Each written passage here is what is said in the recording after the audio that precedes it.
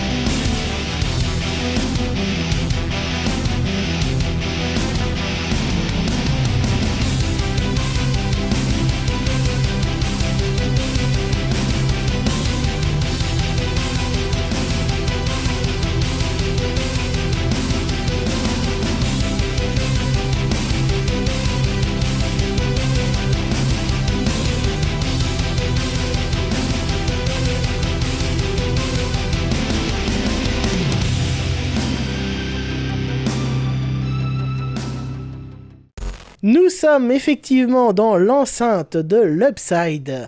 Mais qu'est-ce que c'est que l'Upside? On est déjà avec Olivier. Bonjour Olivier. Salut à toi. Ça fait plaisir honnêtement de découvrir un complexe comme celui-ci parce que franchement je trouve ça excellent. Quelle est votre fonction au sein de l'Upside? Bien, ma fonction, comme je pourrais le dire, je suis d'abord avant tout un joueur, un gamer, mais je m'occupe de tout ce qui est événementiel sur le site de l'Upside. D'accord, ok. Alors est-ce que vous pouvez nous en dire un peu plus sur ce qu'est l'Upside exactement?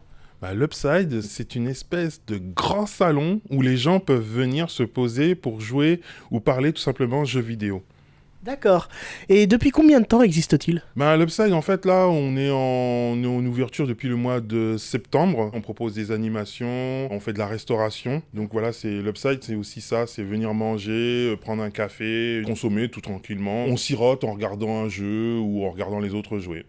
D'accord. Alors je vois qu'effectivement, il n'y a pas que du jeu vidéo, hein. Je vois que vous avez effectivement des DVD, vous avez effectivement donc un projecteur, voilà, vous avez donc un projecteur. Euh, à quoi sert-il?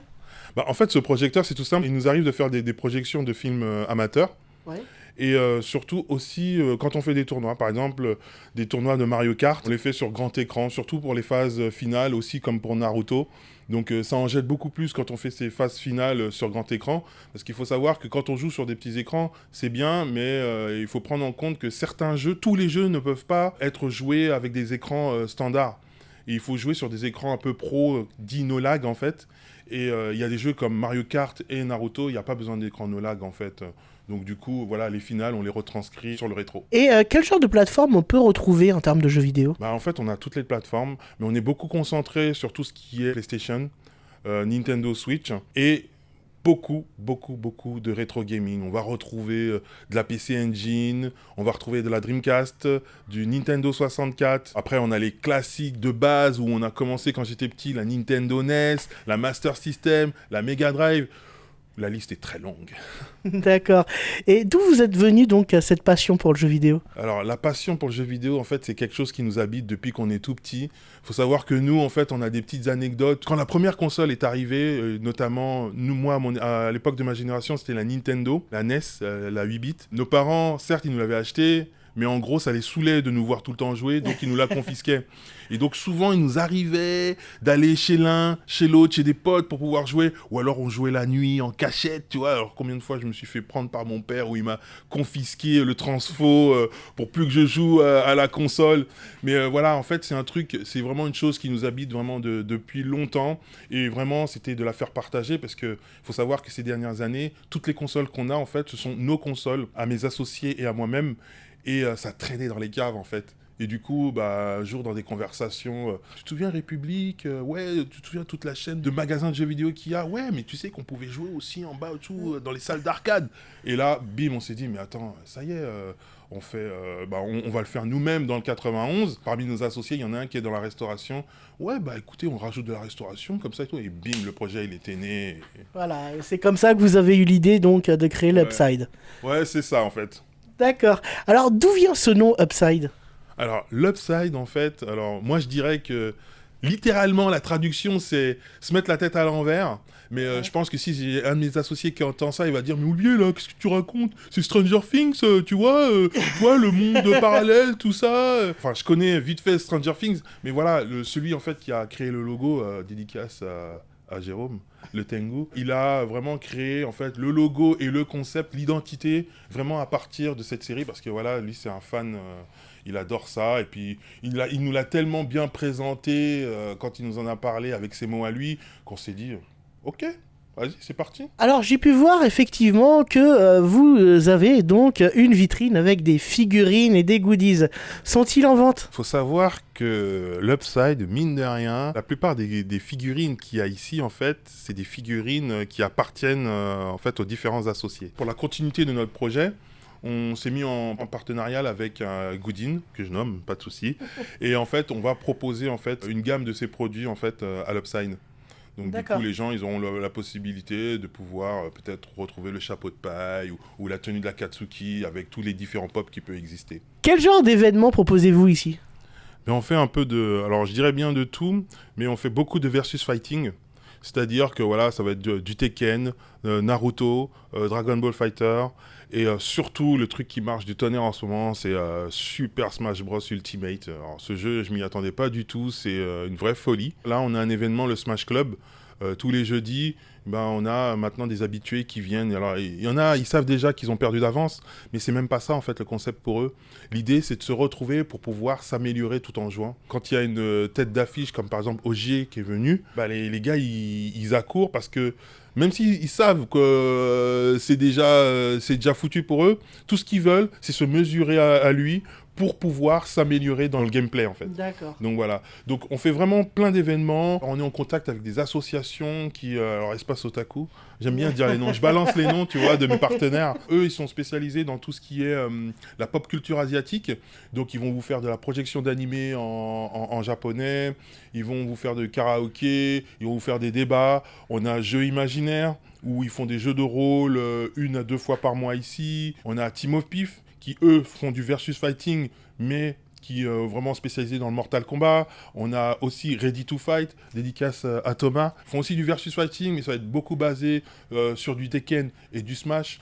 Donc voilà, l'idée, c'est de rassembler tous ces corps associatifs essoniennes pour dire, voilà, enfin, l'Essonne a son bar gaming, parce que l'Upside est le premier bar gaming en Essonne.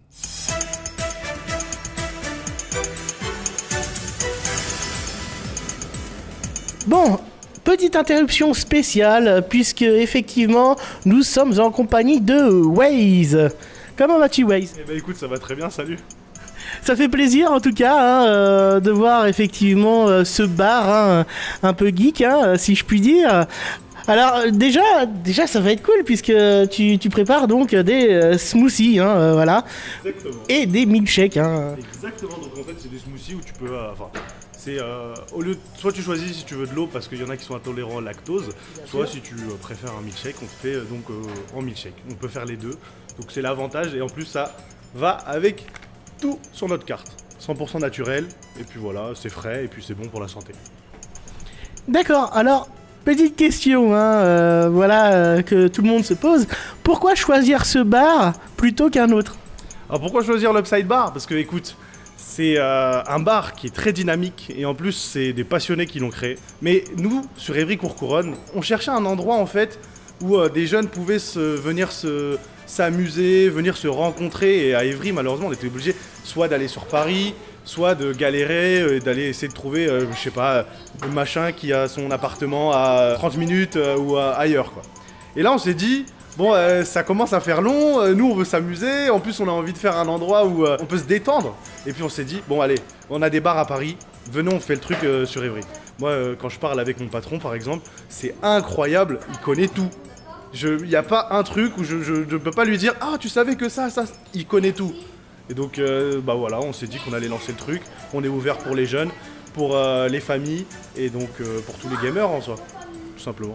Bah merci en tout cas, voilà, je vais te prendre un milkshake, hein, bien entendu. Ah, ok, bah très bien. Milkshake à quoi? L'ultraviolet. Ultraviolet? Bah écoute, je te le fais tout de suite et puis je te le donne après. Y a pas de souci. Merci. Wes verse délicatement le lait dans le verre afin de préparer le milkshake. Il verse ensuite ce verre dans le mixeur qui est déjà préparé avec des fruits découpés par ses soins. Il tasse ensuite les fruits afin de faciliter le mixage et avoir tous les arômes dans le milkshake. Il ferme et actionne le mixeur.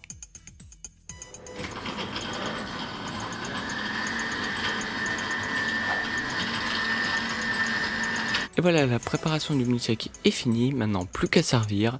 Cet ultraviolet est magnifique, en tout cas regardez, c'est incroyable. Regardez ce milkshake incroyable, l'ultraviolet, il est bien violet pour le coup, il porte bien son nom. Le milkshake est prêt à être servi. Merci beaucoup. Et on se retrouve tout de suite avec Olivier. Quand je parle du corps associatif essonien, c'est surtout aussi que nous, on se déplace, c'est-à-dire qu'on fait ce qu'on appelle des séminaires, des team building. Et voilà, par exemple, je peux nommer par exemple l'association ZPND qui fait des événements, du coup, font appel à nous pour tenir des stands de bar gaming. Et aussi l'association Games & Co qui nous ont par exemple gracieusement prêté 2 gros habitants, le Big Daddy et le Dracula avec son trône. Ce qui fait que sans ces corps associatifs, l'Upside ne pourrait pas fonctionner puisque l'objectif, c'est de réveiller tous ces joueurs qu'on a en nous pour dire, voilà, on a un lieu et on peut aussi aller chez les gens pour pouvoir jouer tout simplement. Voilà, donc ça reste une très très grande communauté. On a un Discord au fait. Vous pouvez effectivement les retrouver sur Discord, YouTube et Twitch, mais tout ceci sera dans la description. Merci à tous d'avoir regardé cette vidéo, j'espère que cela vous a plu, on se retrouve prochainement pour une autre vidéo.